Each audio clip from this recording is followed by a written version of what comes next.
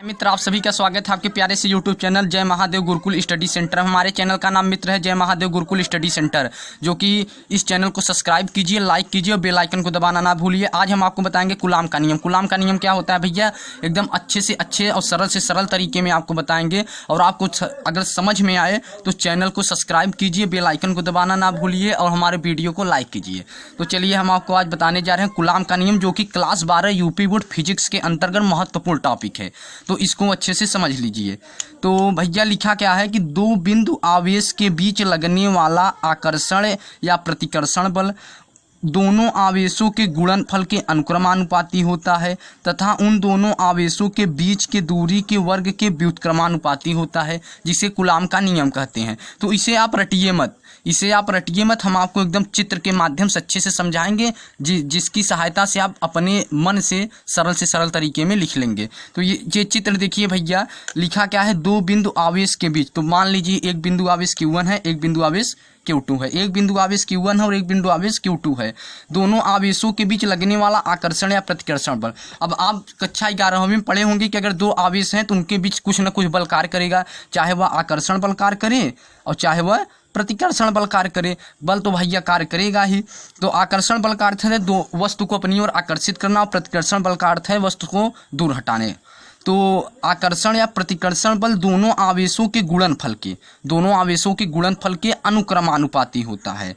तो अर्थात हम यहाँ पे लिख दिए हैं ये Q1 धन Q1 और Q2 दोनों का गुणनफल हुआ है, लिखा है ना, दोनों आवेशों के गुणनफल के अनुक्रमानुपाती उनके बीच जो बल कार्य करेगा। अर्थात एक आवेश है, इन दोनों आवेशों के गुणनफल के बल के अनुक्रमानुपाती होता है। तथा उसके बाद लिखा है तथा उन दोनों आवेशों के बीच की दूरी, इसके बीच की दूरी r है, तो बीच की दूरी के वर्ग के व्युत्क्रमानुपाती होता है। व्युत्क्रमानुपाती का अर्थ होता है बटे में। तो हम इसे कह सकते हैं F प्रोपोर्शनल 1/r², वर्ग के व्युत्क्रमानुपाती होता है दूरी के। तो भैया इसे मान लेते हैं समीकरण नंबर 2, जिसे हम कूलाम का नियम कहते हैं। भैया हम इसका इसी में सत्यापन कर देते हैं समीकरण 1 और समीकरण 2 से। तो यहाँ पे लिख दे रहे हैं समीकरण 1 व समीकरण 2 से।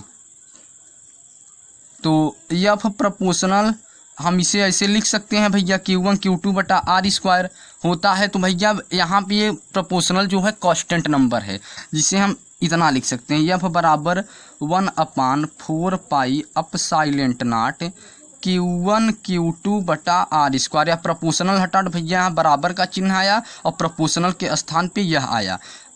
ये भैया कूलाम के नियम का सत्यापन होता है। यह क्या होता है, कूलाम का नियम सत्यापन होता है, जहाँ आप दिखा सकते हैं कि 1/4πε0 एक कांस्टेंट नंबर है, कांस्टेंट संख्या है, जिसे और Q1 Q2 दो आवेश है, R उनके बीच की दूरी है। तो Q1 और Q2 जो है आवेश हैं, दो आवेश हैं, और R जो है दूरी है बीच की। क्या है भैया, बीच की दूरी है। और एक चीज ध्यान दीजिएगा नोट पॉइंट में कि 1/4πε0 का मान जो होता है भैया 9 × 10⁻⁻9 होता है। इसका मान 1/4πε0। अर्थात हम यहाँ पे ये भी लिख सकते हैं कि यह बराबर 9 × 10⁻⁹ Q1 Q2/r²। तो अगर वीडियो को अच्छा लगे तो सब्सक्राइब कीजिए, लाइक कीजिए और बेल आइकन को दबाना ना भूलिएगा। जय हिंद।